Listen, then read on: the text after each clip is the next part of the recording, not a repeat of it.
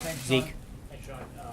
Following on Caitlin's question, the rationale given Friday for the business law's reversal was that for both national security and privacy concerns, both of those were clear exemptions in the Obama administration's policy, which led to that scrubbing that you described.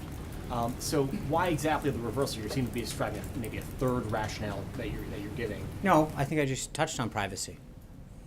That people have a right. The Obama administration had that exception to their business laws. But I think the problem, Zeke, is that we don't know what the I mean, they said what it was, but you don't know who got left off and who didn't. They chose to not put people out for whatever reason, and they gave an excuse, and no one questioned it. So the question is, but I think the bottom line is, as I said to Caitlin, is that we're going to have the same policy that every president has had through time. And comply with the law on both fronts. I think, but again, you remember, it's interesting that we're following basically the same thing that members of Congress follow. You go and you meet with a member of Congress right now. That there's an option for people to be able to go and express their opinion if they want to make it public. Who's meeting with them? And in a lot of cases, we do. We bring in you guys to probably a greater extent than it's happened before in terms of pool spray. We list participant lists.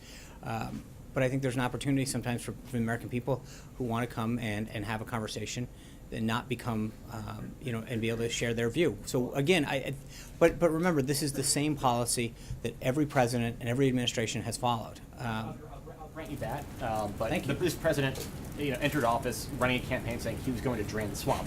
So under this existing policy, a lobbyist, the president has decried, on the campaign trail and stop a Washington insider, members of, of the swamp can walk into the White House, and there is no recourse for the public to hold the president to account. I think you guys, the visitor logs to all the White House components, OMB, the Council of Economic Quality, U.S. Trade Representative, Office of Science and Technology.